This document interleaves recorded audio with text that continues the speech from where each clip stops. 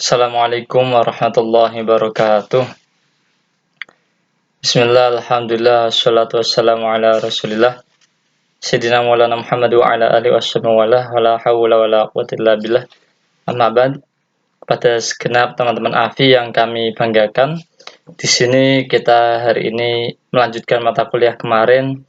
Kalau kemarin saya sudah menjelaskan Wali Songo dan perannya di Indonesia. Hari ini kita belajar bareng tentang konflik dan perjuangan Muslim Indonesia melawan penjajah. Hari ini saya akan memberikan sedikit pemantik. Harapannya pemantik ini kami taruh di awal.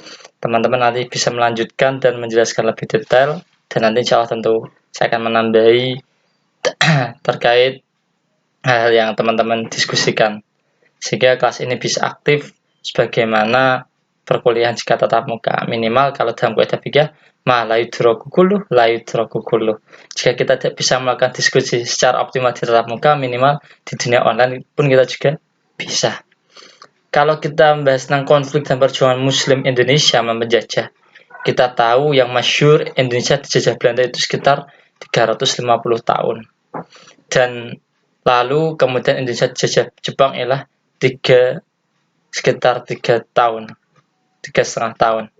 Akan tapi penderitaannya ternyata Masya Allah banyak sekali para syuhada yang menjadi korban dalam penjajahan di Indonesia. Lalu konflik apa saja yang ada di Indonesia? Di antaranya kalau kita belajar sejarah yakni adanya orang-orang yang menjadi pengkhianat.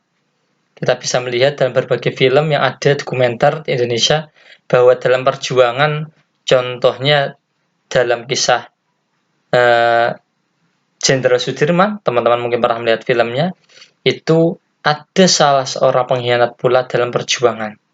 Itu pun ketika kalau teman-teman melihat film Jenderal Sudirman, ketika perang gerilya ada seorang yang berkhianat, akan tetapi itulah yang justru menjadikannya dia pengkhianat tersebut malah dihukum mati.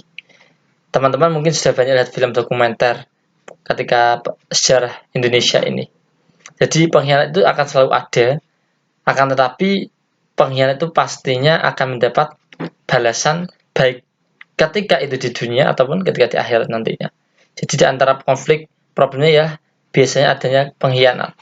Yang kedua, konflik yang terjadi ya kadang konflik salah paham. Kalau teman-teman pernah melihat film yakni biografi Haji Hasyim Asy'ari, yakni kalau dalam novelnya ini Sang Penakluk Badai yang sekarang menjadi film Sang Kiai, itu di sana ada salah paham antara Burhan dan Haji Hasyim Asy'ari. Salah paham tersebut terjadi karena pemikirannya orang-orang yang di bawah, yakni santri ketika itu kepada kiai, yang kiai kok seperti itu yang terjadi. Di antara konfliknya bisa karena salah paham ataupun karena ada pengkhianat dan juga masih banyak lainnya. Lalu perjuangan Muslim bagaimana? Perjuangan Muslim kala itu teman-teman bisa melihat juga.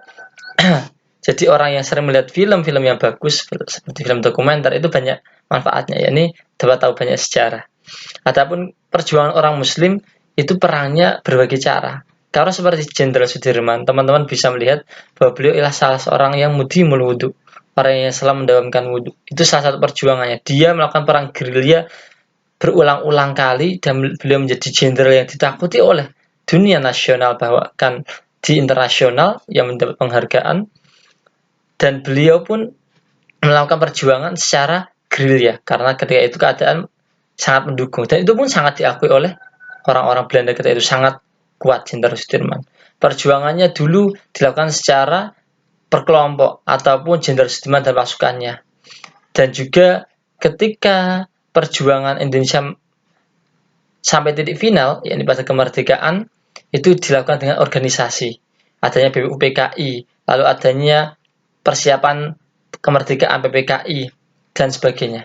Itulah perjuangan yang dilakukan mungkin secara fisik seperti Pak Soekarno, Pak Hatta, dan juga yang lainnya, Haji Hasyim Asy'ari tidak terjun langsung ke dalam medan perang.